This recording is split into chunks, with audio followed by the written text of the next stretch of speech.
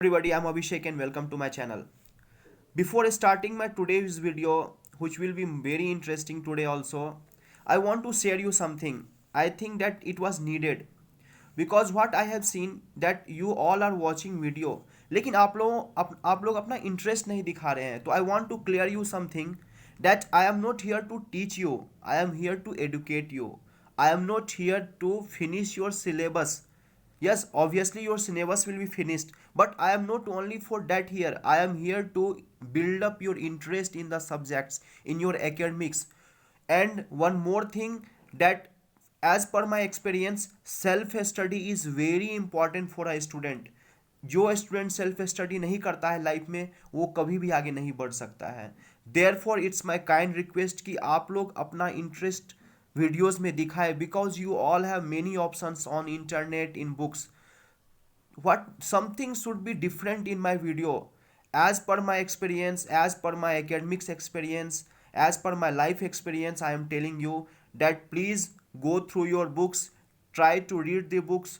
आप यहाँ पर ये मिस हो गया वो मिस हो गया वो मत देखिए. आपको जो गेन हो रहा है वो गेन करने की कोशिश करें और प्लीज़ इन्वॉल्वमेंट दिखाना is very important. You have to write in my comment section कि आपको कौन सा टॉपिक समझ नहीं आ रहा है, कौन से चीज़ में दिक्कत हो रही. Without your involvement I will be not motivated here. मैं वीडियोस बना रहा हूँ but there is no any motivation from your side. Therefore it's my kind request कि आप वीडियोस देखिए और उसमें कुछ अगर आपको अच्छा लगे तो वो बताएं, कुछ चीज़ आपको समझ में ना आए तो वो बताएं. तो ये सभी इन्वॉल्वमेंट बहुत ज़रूरी है. Therefore it's I thought that it was missing. I was making videos but it was missing. Videos आप लोग देख रहे हो बट आपका इन्वॉल्वमेंट नहीं हो रहा है. तो आप लोग प्लीज़ शेयर करें अपनी बातों को. देयरफॉर यही मैं मुझे आपको ये सिर्फ बताना था, एक लाइफ का एक्सपीरियंस बोलना था. We will start today's lecture. Let's start today. Today we are going to study more interesting topics. ये फिजिक्स का बेस मैं आपका बना रहा हूँ. It's not the only motion chapter और force chapter. It's the base of your physics. It's the base of your brain. तो उसको समझने की कोशिश करें. In the fourth chapter till now we have studied about the force, about the concept of force, about the resultant of force, internal force, external force, balanced force, unbalanced force, contact force, non contact force. But now I will discuss four types of forces. जितने की forces लगते हैं उसमें four types of forces के बारे में मैं discuss करूंगा because I think that it's very important to understand the concept of these four types forces. कौन कौन से फोर्स हैं, कौन कौन से फोर्सेज लगते हैं. अगर आप इसको समझ लोगे तो आई think that till your 11th class, till your 11th standard, till your engineering you want feel any difficulty. Engineering has also a subject mechanics, तो वहाँ भी आपको प्रॉब्लम्स नहीं होगा. तो let's start today. First of all, the four forces which I will discuss is: first is weight, second is normal or reaction force, third is tension and fourth is spring force. I don't know कि आप लोगों को इसके बारे में idea है या नहीं. थोड़ा बहुत आइडियाज होगा but I will try to make you understand the things in a very simple manner. if you are in class 7th, if you are class in 9th, if you are class in 11th, so irrespective of the classes you can understand it here. The first force which I will discuss here is the weight, which is very easy. Try to understand it. What is weight? Weight is nothing but simply the force of gravity. It means जब आपको gravitation, when I will teach you gravitation, you know that if you free fall, किसी भी object को आप ऐसे हाथ में रखो और उसको छोड़ दो ऊपर से, it will fall down. Why it's coming down? Due to gravitational force. Everybody know कि वो पेड़ के नीचे बैठे हुए थे, पेड़ नीचे से गिरा तो उन्होंने ग्रेविटेशन का फोर्स के न्यूटन ने. Therefore weight is nothing but the force of gravity, the force by which earth attracts any object towards its center is known as force of gravity. Therefore, if there is any object of mass m1 and earth is trying to pull pull it towards its center, the force is acting which is known as weight.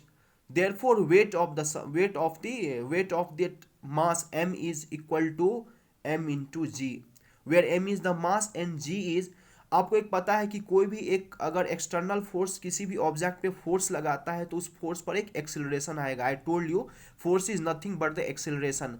Therefore, the acceleration which will be acting on that object due to force of gravity will be a. That acceleration will be the name is given, is acceleration is a, the here it is given by g which is acceleration due to gravity, जो कि vary करता है, but average value I will told you it's about 9.8 meter per second square, value of acceleration is 9.8 meter per second square. इसको आप अभी याद रखो, I will describe it in the gravitation chapter, but simply आप समझो कि कोई भी एक ऑब्जेक्ट m मास का है, then earth will attract its towards its centre and the force will be equal to m into g if m is the mass and g is the acceleration due to gravity.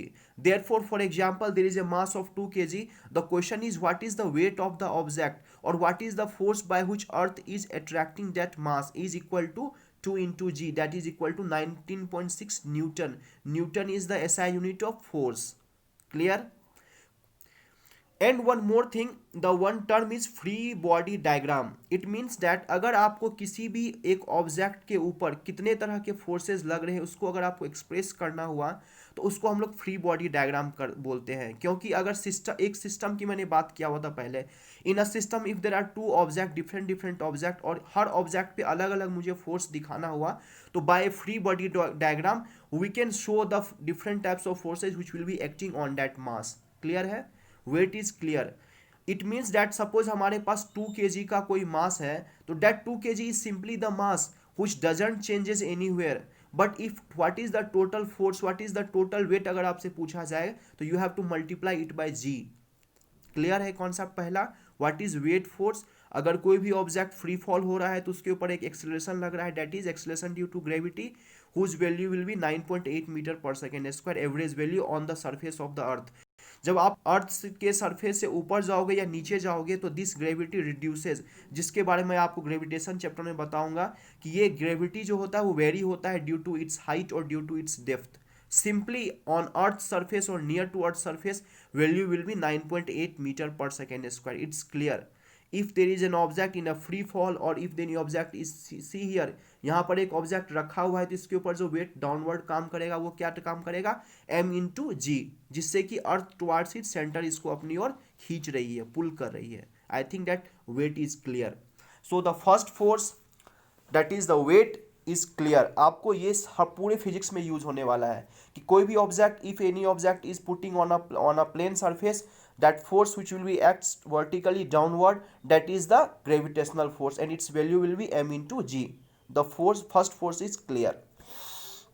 Now the second force, which is normal or reaction force. Let's understand this force. This is very important. I told you कि कोई भी object, if any object is putting on a plane surface, then there is a force acting in the downward direction. What is that force? Simply that force is gravity. Then I have told you one more thing. If any force is unbalanced, external force is acting on any object, then there must be an acceleration to it. तो if that object has been kept on a table, रखा हुआ है, तो इसको तो नीचे गिर जाना चाहिए, इसको पेनिट्रेट करके टेबल को, because of force is acting in the downward direction, ये तो नीचे गिर जाएगा. But what is happening, there is no any motion in the object, ये सिंपली वहां पे रखा हुआ है. तो अगर आप लेमैन के टर्म में बात करते हो तो आप क्या बोलते हो, दैट टेबल ने उसको रोक के रखा हुआ है, but that's the layman language. Technically if you will go, there must be any force which is acting opposite to this gravity, so that net force I told you in the first lecture there. That's why I'm telling you that please don't directly watch this video, kindly go through my first lectures only, it will be interrelated. I have told you about the net force means बहुत सारे forces लग सकते हैं, but net का मतलब होता है resultant of all the forces. अगर ये ऑब्जेक्ट यहाँ पर रखा हुआ है, there is any no motion, there is no any motion in this object, और एक फोर्स आपको पता है कि डाउनवर्ड लग रहा है, इसका मतलब सिंपल एक ही रीजन हो सकता है कि नेट फोर्स अगर इसके ऊपर एक जीरो है, then there must be a force which will be equal in magnitude and opposite to the direction of this weight. Clear concept? Because this force is a vector quantity, therefore it is downward, there must be a force in the upward. Therefore this plus and minus, this can be considered as plus. क्यों plus? Upward positive लेते हैं, downward negative लेते हैं. Everything I have told you. Therefore to balance these two force, because the net force acting on this mass is zero, therefore there must be any force which will be equal in magnitude of this weight and opposite to the direction of this weight. Therefore the force which is acting is known as normal or reaction force. How it starts? Whenever there will be a contact of two masses, जब भी दो masses का contact आपस में होगा तो due to this contact a force will start acting, that is the normal force, reaction force, contact force, कुछ भी आप उसको बोल सकते हो. I think it's clear. You have to remember this normal force arises only after the contact. जब भी किसी भी सरफेस से कांटेक्ट होगा ये फोर्स लगना स्टार्ट हो जाएगा. And the name is normal. Normal का मतलब क्या होता है mathematically? 90 degree. Therefore this force always is perpendicular to that surface. Clear? Perpendicular to that surface, it means 90 degree, and this direction of this force is upward to the surface, upward 90 degree, and this force is known as normal. Here the magnitude of normal will be equal to the weight of this object. Why? क्योंकि net force होना है zero, तो जो भी magnitude होगा normal का वही magnitude होगा weight of that mass. 2 kg का मास है तो टोटल वेट कितना एक्ट हो रहा है? 19.6 न्यूटन. तो इस नॉर्मल का मैग्नीट्यूड भी 19.6 न्यूटन होगा. But direction will be opposite to the direction of the weight. Weight is acting downward तो नॉर्मल काम करेगा upward. Clear? Normal force arises whenever there will be a contact of two bodies. Secondly, this normal is always perpendicular to the surface, 90 degree to the surface which is in contact. Clear है? एक example we will go some more standard हम लोग बढ़ाएंगे अपना. Another example I have taken, this is very important and very physics में ये very interesting topic है. See here, there is an inclined surface. Suppose we have assumed that this is frictionless surface is there. Physics में जब भी numerical solves करते हैं तो कई चीज़ों का एजम्पशन होता है. तो what I told you in this case, assume that it's a frictionless surface. There is no any friction, there is no any stopping force for the motion for that object on that inclined plane. ये surface है, इस surface पर एक मास m रखा हुआ है. अब the main point is ये मास रखा हुआ है, ये इंक्लाइन सरफेस, तो आपको पता है ये मास किधर की ओर गिरने वाला है? इधर की ओर गिरने वाला है. Why? Because there is inclination, therefore it can move, it will come downward direction में आएगा. इंक्लिनेशन है तो ये ऊपर से नीचे आने वाला है. आपको ये क्लियर है? Now try to make a free body diagram for this mass. अब एक सिस्टम हम लोग लेते हैं. इस सिस्टम में इस मास को m को हमने ले लिया. And how many forces are acting on this surface? Let's analyze this. First, mass is kept on this inclination. This mg will be acting downward. It's clear. If any object is there, a force will be acting vertically downward. That is the weight of that object, and that is equal to m into g. I have told in the weight already. I have told in 5 minutes earlier. So there will be one force which is acting downward. That is the weight of that object, that is the m into g. Now another force will comes in picture, that is the normal. Why? क्योंकि यहाँ पर contact हो रहा है इस surface से इस मास का, तो एक नॉर्मल फोर्स भी एक्टिंग करना स्टार्ट हो रहा है. तो now what is will be the direction of this normal? You have to think about it. What I told you, this normal force will be always perpendicular or 90 degree to the surface on which it has come in contact. जो भी contact में surface है उससे perpendicular होना चाहिए. But what I have assumed कि ये wait इधर लग रहा है तो एक नॉर्मल इसके अपोजिट में लग रहा है. जैसा कि ये वर्टिकल केस, ये वाला केस था, इसमें जो ये वेट नीचे काम कर रहा था, नॉर्मल ऊपर काम कर रहा था. तो मैंने क्या एज्यूम कर लिया? Weight has been ejecting downward, normal up काम कर रहा है. It means that vertical direction में फोर्स बैलेंस हो गया. अब ये बताओ इस मास m पर कोई और फोर्सेस लग रहा है क्या? इसके ऊपर फ्रिक्शन नहीं लग रहा है क्योंकि मैंने इसको फ्रिक्शनलेस मान लिया है. जी नहीं, there is no any forces acting on this mass. One was weight and second was normal, जो कि दोनों बैलेंस कर दिया हमारे एजम्पशन के according. But what is here, that force is coming, that weight mass is coming downward. Inclination होने की वजह से वो नीचे की ओर आ रहा है. अरे ये क्या हो रहा है? This is the violation of physics. There is no any forces acting, net force acting on this Mars, still it is coming downward. How it's possible? This is the violation of physics. Therefore our assumption is wrong. I will tell you the reason. The first reason I had told you that this normal force will always act in the upward 90 degree to the surface, not to the gravity. Remember, this is very important concept, ये आपको याद रखना है, don't forget it. आप कभी भी wait नीचे काम कर रहा है उसके अपोजिट नॉर्मल फोर्स मत बना दिया करो. Normal will be perpendicular to the surface. Get it clear? I will tell you here. This M mass is here. Weight is acting downward, but normal will be acting 90 degree to this surface. जो भी surface दिखे उससे 90 degree हमेशा बना, वो normal होगा. Clear it? It's very important concept जो कि आपको बुक्स में मिलने वाला नहीं है. Therefore I told you I am not here to teach you, I am here to educate you. Try to get education and try to do self study. Be a genius student, don't be average. तो यहाँ एक normal force upward काम करेगा 90 degree. No analyze this situation.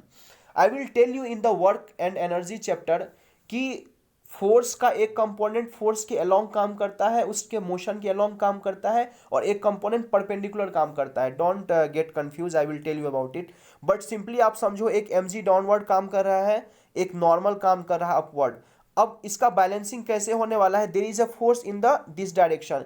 There vertical direction में there is no any motion in the object. Vertical हवा में नहीं उड़ रहा है ऑब्जेक्ट. इसका मतलब जो वर्टिकल वाला फोर्स है वो इक्विलिब्रियम में है, वो मेंटेन है, बैलेंस है, जीरो नेट फोर्स है. But this in this direction there must be a force acting, जिस जो कि उसको अपनी ओर खींच रहा है, डाउनवर्ड खींच रहा है. तो आप एक सिंपली समझो, जो जो वेट नीचे काम कर रहा है, ये वेट का दो कंपोनेंट होता है. एक कंपोनेंट जो कि इस डायरेक्शन में लगेगा, जो कि इस नॉर्मल फोर्स को बैलेंस करता है, और एक जो इसका कंपोनेंट है वो इस डायरेक्शन में लगता है, जो कि उसको एक्सीलरेशन प्रोवाइड करता है.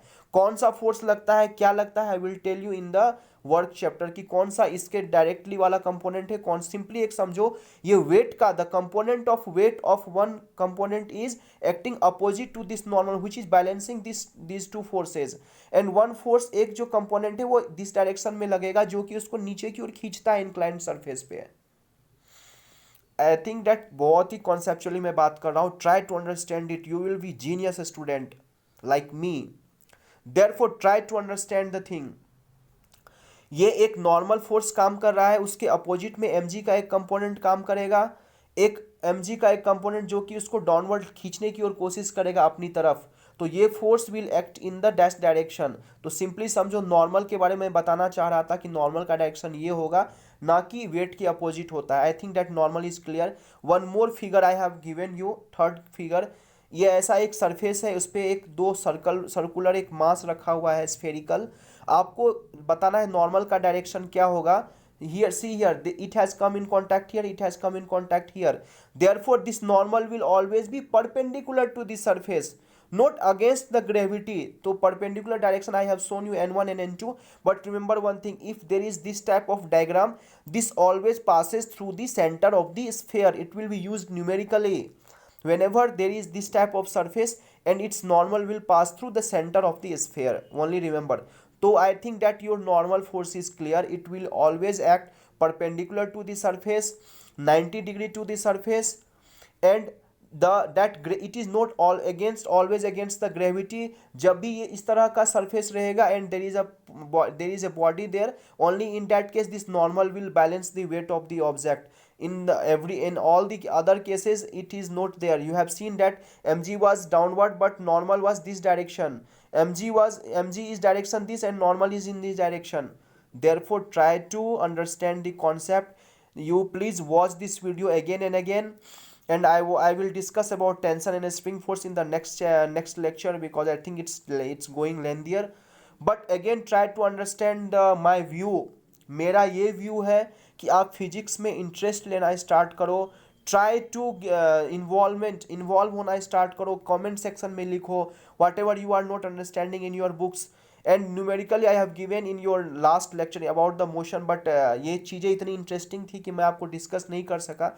I will discuss, but go to my all the lectures of motion and force chapter. जितना ज़्यादा से ज़्यादा हो सके आप उसमें देखें, आपको मज़ा आएगा. And again one request, if you haven't subscribed my video yet, please subscribe, like, share, or try to spread the knowledge. Therefore that's all for today.